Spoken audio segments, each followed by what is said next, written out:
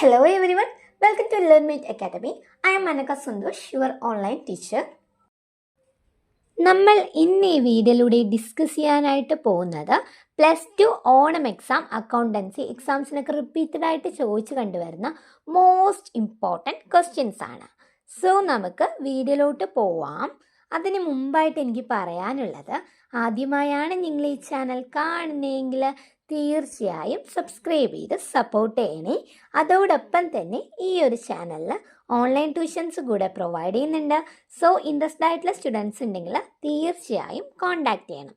7012787895. Okay, let's start. +2 accountancy Onam exam 2026. Onam എക്സാമിന് +2 അക്കൗണ്ടൻസിയിൽ നിന്ന് വരാൻ ചാൻസ് ഉള്ള മോസ്റ്റ് ഇമ്പോർട്ടൻറ്റ് ക്വസ്റ്റ്യൻ ആണ് നമ്മൾ ഈ ഒരു വീഡിയോയിലൂടെ ഡിസ്കസ് ചെയ്യാനായിട്ട് പോകുന്നത്. ഓക്കെ, അപ്പം ഞാനിവിടെ ഹെഡിങ് കൊടുക്കുന്നുണ്ട് ഇമ്പോർട്ടൻറ്റ് ക്വസ്റ്റ്യൻസ്. അതിലെ ഫസ്റ്റ് ക്വസ്റ്റ്യൻ ആണ് പാർട്ട്ണർഷിപ്പ് ഡീഡ്. എന്താണ് പാർട്ട്ണർഷിപ്പ് ഡീഡ് എന്ന് 3 മാർക്കിന് ചോദിക്കാൻ ചാൻസ് ഉള്ള മോസ്റ്റ് ഇമ്പോർട്ടൻറ്റ് ക്വസ്റ്റ്യൻ ആണ്. രണ്ടോ അല്ലെങ്കിൽ രണ്ടിലധികമോ പേഴ്സൺസ് തമ്മിലുള്ള ബിസിനസ് എഗ്രിമെൻറ്റിനെയാണ് എന്ത് പറയുക? പാർട്ട്ണർഷിപ്പ് ഡീഡ് എന്ന് പറയുക. ഇത് ഓറൽ ആയിരിക്കാം, ചിലപ്പോൾ റിട്ടൺ ആയിരിക്കാം. Okay, next question calculation of good വില്ല്. ഗുഡ് വില്ലിൻ്റെ കാൽക്കുലേഷൻ കേട്ടോ. ഇത് പ്രോബ്ലം ക്വസ്റ്റ്യൻ ആണ്, മസ്റ്റായിട്ട് പഠിക്കുക, ഒരു കാരണം വെച്ചാലും സ്കിപ്പ് ചെയ്യരുത്. ഓക്കെ, അപ്പോൾ ഇതിൽ വരാൻ ചാൻസ് ഉള്ള ഏറ്റവും ഇമ്പോർട്ടൻ്റ് ആയിട്ടുള്ള 3 മെത്തേഡാണ് ഞാനിവിടെ പ്രൊവൈഡ് ചെയ്തിരിക്കുന്നത്. ഇനിയൊരു മെത്തേഡ് കൂടെ ഉണ്ട്, ഞാൻ ഒന്നുകൂടെ പറയണം. മോസ്റ്റ് ഇമ്പോർട്ടൻ്റ് ആയിട്ട് നിങ്ങൾക്ക് എക്സാംസിന് ചോദിക്കാൻ ചാൻസ് ഉള്ള 3 മെത്തേഡ് മാത്രമാണ് ഇവിടെ ഞാൻ കൊടുത്തിരിക്കുന്നത്. ഫസ്റ്റ് വൺ ആണ് average profit method, second one ആണ് super profit method, third one ആണ് ക്യാപിറ്റലൈസേഷൻ മെത്തേഡ്. സോ ഈ 3 മെത്തേഡിൻ്റെയും എക്സാംസിന് ചോദിക്കാൻ ചാൻസ് ഉണ്ട്. സോ നിങ്ങൾ എന്ത് ചെയ്യുക, ഈ ഒരു 3 മെത്തേഡിൻ്റെ ഇക്വേഷൻസും കാര്യങ്ങളും എങ്ങനെയാണ് പ്രോബ്ലം ചെയ്യുക എന്നുള്ളത് കൃത്യമായിട്ട് നോക്കാൻ കൂടെ ശ്രമിക്കണം. ഓക്കെ, നെക്സ്റ്റ് ക്വസ്റ്റ്യൻ ആണ് ഡിഫൈൻ ഗുഡ് വിൽ. എന്താണ് ഗുഡ് വിൽ? ഗുഡ് വിൽ എന്ന് വെച്ചാൽ നമ്മൾക്ക് കിട്ടുന്ന റെപ്യൂട്ടേഷനെയാണ് കേട്ടോ ഗുഡ് വിൽ എന്നതുകൊണ്ട് അർത്ഥമാക്കുന്നത്.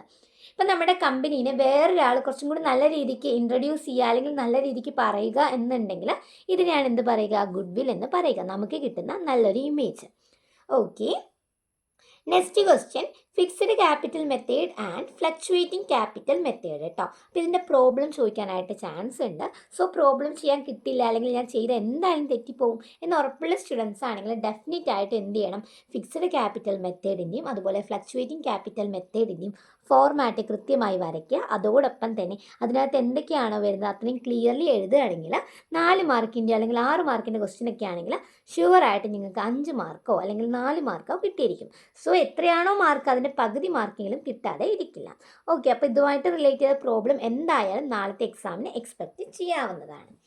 Okay, then content of partnership deed. Partnership ഡീഡിനകത്ത് വരുന്ന കണ്ടന്റ് കേട്ടോ. നമുക്കറിയാമല്ലേ, നമ്മുടെ ഫേമിൻ്റെ നെയിം, പാർട്ട്നേഴ്സിൻ്റെ ഡീറ്റെയിൽസ്, പ്രോഫിറ്റ് ഷെയറിംഗ് റേഷ്യോ, ഇങ്ങനെ കുറച്ച് പോയിൻറ്റ്സ് ഉണ്ട്.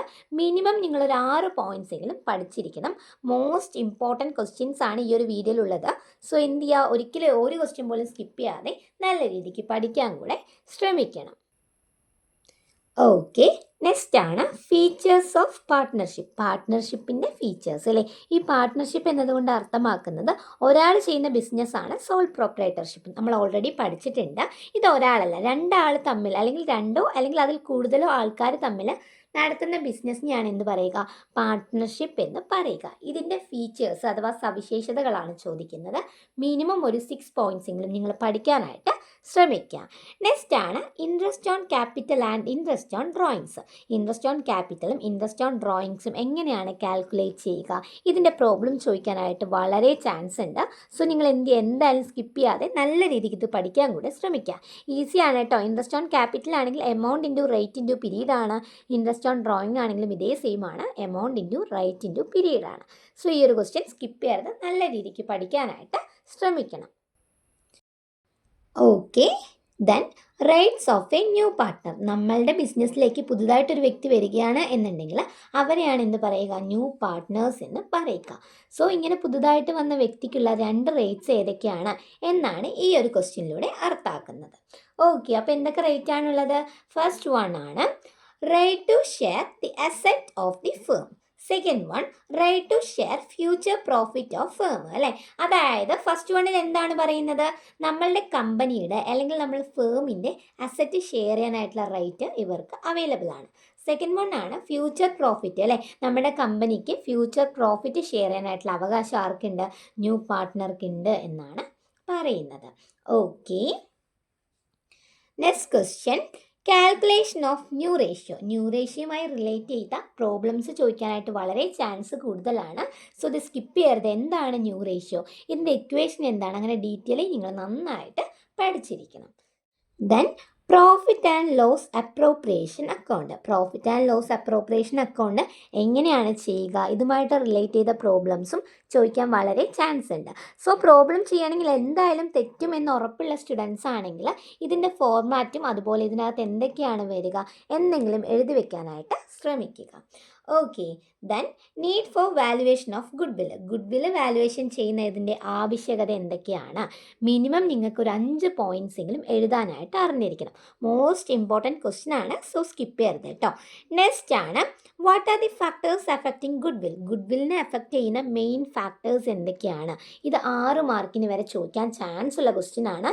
സോ ആ ഒരു ക്വസ്റ്റ്യൻ കുറച്ചും കൂടെ ഡീറ്റെയിൽ എക്സ്പ്ലെയിൻ ചെയ്യാൻ, അതായത് ഓരോ പോയിൻറ്റ്സും എക്സ്പ്ലെയിൻ ചെയ്യാനായിട്ട് കൂടെ നിങ്ങൾ അറിഞ്ഞിരിക്കുന്നതായിരിക്കും കുറച്ചുകൂടെ ബെറ്റർ.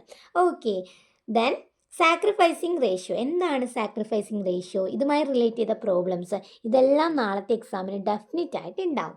സോ സാക്രിഫൈസിങ് റേഷ്യോൻ്റെ ഫോർമുലയൊക്കെ നന്നായിട്ട് പഠിക്കാനായിട്ട് ശ്രമിക്കുക. ഓക്കെ, നെക്സ്റ്റ് ക്വസ്റ്റ്യൻ നോക്കാം. Difference between fluctuating capital account and fixed capital account.